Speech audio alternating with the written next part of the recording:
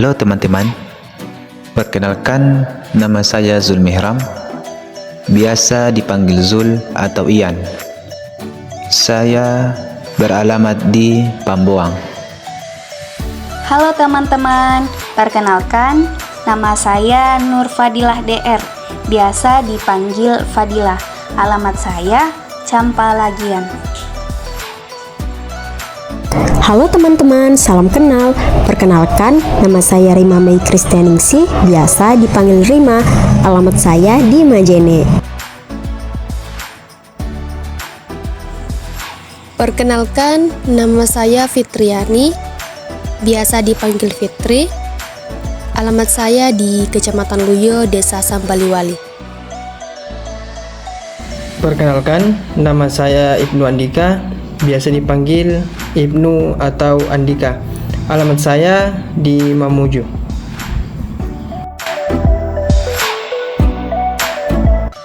Menurut Hamzah Pagarra dan kawan-kawan, media pembelajaran adalah segala peralatan yang digunakan pendidik sebagai perantara untuk menyampaikan materi pembelajaran sehingga sampai kepada orang yang sedang belajar dengan benar dan efektif.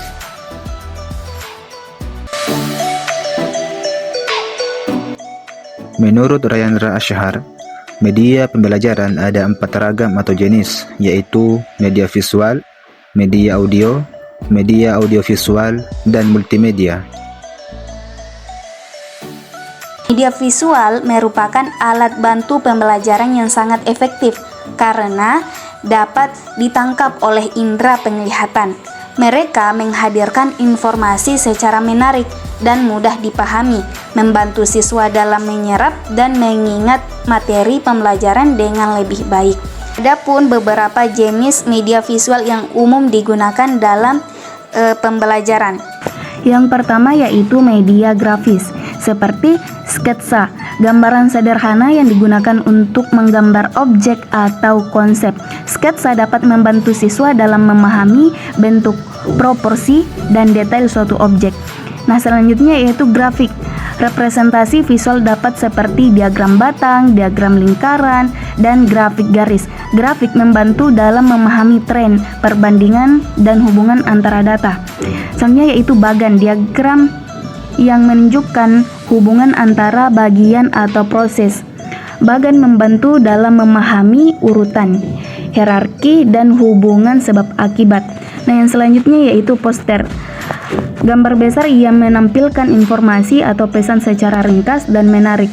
Poster dapat digunakan untuk menyampaikan pesan penting, memotivasi siswa, atau mempromosikan kegiatan. Yang terakhir yaitu peta datar. Representasi visual permukaan bumi atau wilayah tertentu. Peta datar membantu dalam memahami lokasi, jarak, dan hubungan antara tempat. Yang kedua yaitu media papan. Media papan ini terbagi menjadi 3. Yang pertama yaitu papan tulis. Permukaan datar yang dapat digunakan untuk menulis atau menggambar dengan kapur. Papan tulis sangat fleksibel dan dapat digunakan untuk berbagai keperluan seperti menulis catatan, membantu diagram, atau menampilkan gambar. Yang kedua yaitu papan flanel dan magnet. Papan yang dilapisi dengan bahan flanel atau magnet, media ini memungkinkan menggunakan kartu atau gambar yang dapat ditempelkan dan dilepaskan dengan mudah. Papan flanel dan magnetik sangat bermanfaat untuk menampilkan urutan, proses, atau konsep yang dapat diubah-ubah. Nah, yang terakhir yaitu papan flip chart. Papan yang dilengkapi dengan kertas gambar yang dapat dibalik. Papan flip chart sangat berguna untuk menampilkan informasi secara bertahap seperti presentasi atau diskusi. Nah, yang terakhir yaitu media visual 3 dimensi, yaitu yang pertama globe. Model bumi yang menunjukkan bentuk dan ukuran bumi secara nyata. Globe membantu dalam memahami lokasi geografis, benua, lautan, dan garis bujur dan lintang. Yang kedua yaitu model anatomi tubuh manusia. Model yang menunjukkan struktur tubuh manusia secara detail. Model anatomi tubuh manusia membantu dalam memahami sistem organ, tulang, otot, dan jaringan. Nah, yang terakhir yaitu miniatur candi. Model yang menunjukkan bentuk dan struktur objek secara tiga dimensi. Model ini membantu dalam memahami bentuk, ukuran, dan detail objek secara lebih nyata. Yang kedua yaitu media pembelajaran audio. Media pembelajaran audio adalah jenis media yang digunakan dalam proses pembelajaran dengan mengandalkan indera pendengaran sebagai sarana untuk menyampaikan informasi kepada peserta didik. Dalam pembelajaran ini, suara menjadi elemen utama, di mana pesan disampaikan melalui simbol-simbol auditif. Beberapa jenis media audio yang sering digunakan dalam pembelajaran. Yang pertama, cassette tape recorder. Cassette tape recorder atau perekam kaset adalah perangkat yang merekam dan memuat ulang audio.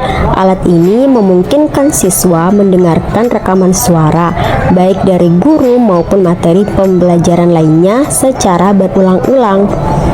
Kedua, compact disc yang disingkat CD.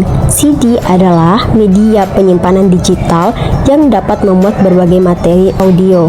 Dengan kualitas suara yang baik, CD sering digunakan untuk menyimpan materi pelajaran seperti musik, narasi, atau latihan mendengarkan. Yang ketiga, radio. Radio merupakan salah satu media pembelajaran yang dapat diakses secara luas.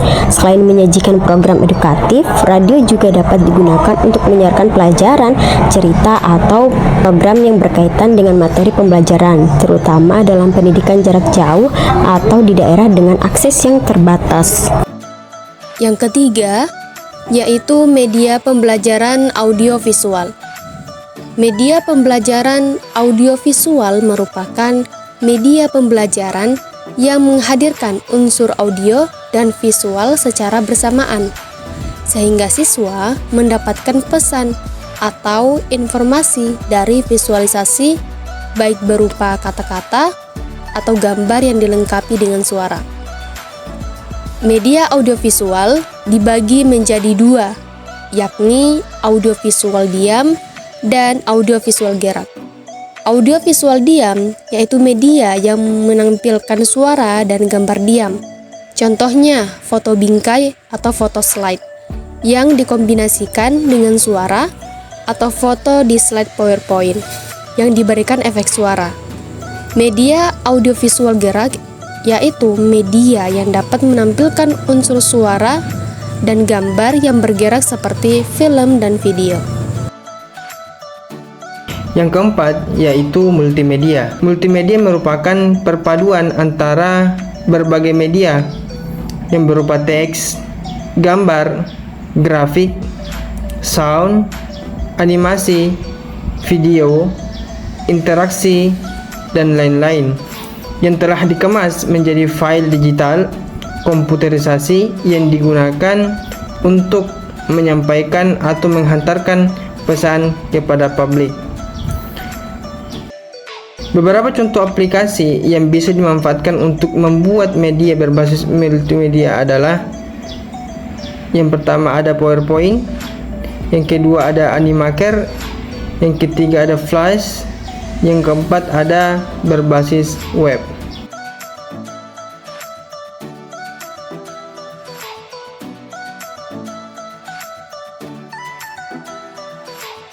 Demikianlah pemaparan materi dari kelompok kami. Kami ucapkan terima kasih atas perhatian teman-teman sekalian.